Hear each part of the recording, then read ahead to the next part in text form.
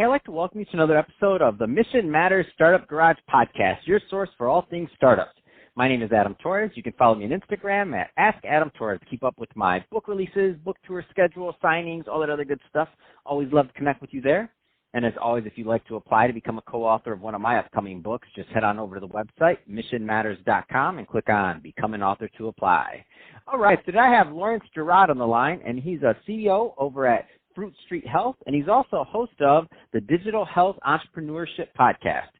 Laurence, welcome to the show. Thanks for having me. Oh, man, so excited to get into today's episode. So we're going to get into Fruit Street Health, and I also want to talk about your podcast, so Digital Health Entrepreneurship, which you launched last week, so I'm happy to help bring that to my audience. But just to kick us off, tell us a little bit more about what you're doing over at Fruit Street Health, please. Well, Fruit Street is a telemedicine company, which everyone's seeing in the news now because of COVID-19. Everybody's at home. They have to do their healthcare online. But we actually have three different products. The first product is a telemedicine software product that we license to physicians and other healthcare professionals so that they can do HIPAA-compliant video conferencing with the patients in their practice.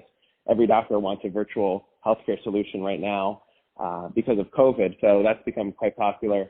And then the second product is that we deliver the Center for Disease Control and Prevention's National Diabetes Prevention Program through video conferencing with dietitians. So that program is designed to help people with prediabetes, which is elevated blood glucose, lose 5 to 7% of their weight to reduce their risk for developing type 2 diabetes. So it's 26 classes with a dietitian and a group of other participants covering topics like diet, exercise, sleep, stress management. You will get a wireless scale, a Fitbit, and you can take pictures of your food in our mobile application to get feedback from your dietitian. We also have a partner, Purple Carrot, that will deliver you healthy plant-based meal kits so you can do some delicious plant-based cooking at home.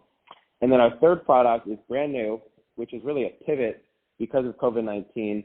It's called COVIDMD.com. So it's a national telemedicine service where the public can come to our website and take a risk assessment to determine their risk for COVID-19 based on their symptoms and that kind of thing.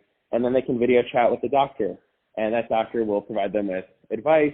And in the coming weeks, we're hoping to get FDA approval to do at-home test kits where we can actually send you a test and you would be able to send it back and get your test results. But then eventually we want to deliver, long-term care, so things like virtual primary care, psychiatry, psychology, dietitian services, other types of services that Medicare is actually willing to pay for now because everybody is at home. So that's really what we do, and we've raised about $20 million of capital from 300 physicians who invested in the company. So one unique thing about the company is that we're completely funded by physicians. Wow, what an amazing story. And I love it because you have multiple verticals that all are multiple niches. You're hitting all within the same niche, I should say. And you're addressing a couple of problems. Number one is the what's going on in COVID right now. You're hitting that from two different angles. I want to talk a little bit more about the telemedicine movement because I don't want to assume that everybody and somebody might be watching this video in 2 years, right? So I want to kind of document what's going on right now. So tell us a little bit more about the opportunity you see in the telemedicine movement. Well, the telemedicine industry has been slow to take off for quite a while now because Medicare has not wanted to pay for telemedicine when the patient's at their home. They will only pay for telemedicine when the patient is at another doctor's office, which doesn't make any common sense, right? But they finally have decided to allow Medicare patients, so over the age of 65, video chat with a doctor from their home and get things done like a doctor can write a prescription and that can get delivered to you through services like Amazon PillPack. But basically it's completely free to, Medicare Part B beneficiaries, and they can video chat with the doctor. And, they might have a concern like, I have a cold. Do you think I need to go to the emergency room if I have COVID-19? So that telemedicine visit can prevent you unnecessarily from going to the emergency room and maybe getting exposed to someone that has COVID-19. Or it might be that the doctor can figure out your diagnosis and maybe they prescribe you antibiotics or flu medicine that gets delivered. Or it could be for other things, like maybe you're just really stressed and you need to talk to a psychologist. There's no need to go in person for that right now. You can do that online. Same thing for a dietitian. Maybe you want to lose some weight, so you just video conference with a dietitian on a weekly basis. So obviously you can't do surgery through telemedicine, but a lot of these other services you can do online. So you're right in the middle of all this, and it may be too soon to tell. It may not be. So you may already have the data on this, but I'm just curious. So because there's a lot of discussion about new norms and what's next and this and that. To me, the telemedicine is not a fad because I mean I've only been to the doctor. I don't, knock on wood, I don't really get sick. I mean I had an eye infection once in the last maybe 10 years, whatever, and I was like, I could have done that. As soon as they told me about all these telemedicine things, I'm like, I could easily do that on my computer. They know what it is. It's fine. It's done, and I can get my prescription, and I can call the pharmacy, and they can deliver it, like everything, and be done. Instead, I had to, at that time, this was years ago, I had to take off a half a day of work. I had to go in. I'm like, my eye, like, so my question is, I don't think this is changing. So is there any numbers or any data or anything out there that's just showing like the market is loving this right now? I'm just curious. There may or may not be. It's a question.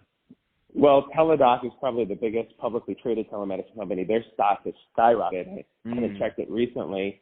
Stock like Zoom has skyrocketed as well. I think they're trading at like, I could be wrong, but I think it's something like 50 times revenue or something. But on the legislative side, there are states that have passed permanent regulations. Like in Massachusetts, they passed a telemedicine parity law, which says that the insurance companies have to pay for telemedicine at the same rate they pay for an in-person visit. Right now, Medicare is temporarily paying for telemedicine at the patient's home, but I'm speaking with, lawmakers and lawyers in Washington, D.C. that are talking about that being permanent. And I think that culturally, have tens of millions of Americans being exposed to telemedicine for the first time. Probably, the majority of doctor visits are being done through telemedicine now. Normally it's the opposite, where it's the minority. And so culturally, all these doctors, all these patients, all these politicians are seeing that telemedicine is being proposed as a solution on TV. So once you have a culture change, that usually leads to regulations changing. So I don't think we're going back to the old model anytime soon. No, I love it. And I mean, in my little vantage point, again, your company is completely funded by doctors. So I like to think like not only do you have the pulse on the other side of the end use, the patient, but you also have the pulse of the doctors, not only voting with their dollars by investing, but also what kind of feedback have you gotten or have you heard from the doctor side? Because I feel like we don't talk about that enough. Are doctors liking being on the other side of that camera? Yeah, I mean, some of them have been doing this for a long time, and others are doing it for the first time. So I think that most of them view it as the future of healthcare. They think that our healthcare system is very broken, and it's also very focused on treatment rather than prevention. And technology is a way to do prevention, and also just make treatment more accessible. I mean, if you have a patient in a rural area, they might have to drive an hour even to get to a doctor. So telemedicine is great for that. And so I really think they think it's the future of medicine, and I get a lot of feedback from them. One interesting fact about our business is that they're not just investors, but we have like an online discussion forum using a software called Basecamp where they give us input hundreds of times per week. So it's kind of like this, instead of being funded by a venture capital firm, it's a grassroots effort of physicians that want to have a social impact in public health using technology. So I think a lot of them are frustrated with their job at the hospital. They went to medical school to help people and they just feel like it's not working. So they're really optimistic that technology is going to be the solution. Wow, that's amazing. And yeah, I think what's going to be really interesting is I don't know how long it's going to take, and maybe it already exists. I don't know. But when the new group of doctors going through medical school have to take, there's going to be a course or something that's going to be like delivering through telemedicine or something like that. If it doesn't already exist, it may already exist. But I'm just thinking out loud, like I feel like that will be the future. It's going to have to be integrated into how doctors are taught and how they deliver. I mean, things like bedside manner, other things like that, like how it's done on video, like that's going to be part of their world for many, I should say. Like you said, you're not going to be able to do surgery through telemedicine, but that being said, for a lot of the other things, primary care, other things like that, I mean, it's just a great system. It works. People like it on both sides. The doctors like it, the patients like it. So all good either way.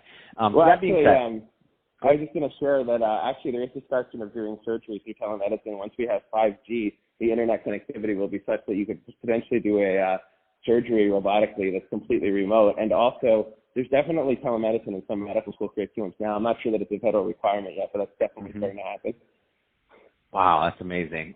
So that being said, Laurence, if somebody's listening to this and they want to learn more about Fruit Street Health, and also let's get in your podcast. So I want them to check that out. The host of Digital Health Entrepreneurship. Let's definitely plug your podcast. How do they listen to that? Where do they find information on that? And then also, and how do they find more information on Fruit Street Health, please? Fruit Street's website is fruitstreet.com, so fruit like apple, street like road. And our new product, COVIDMD, is just covidmd.com.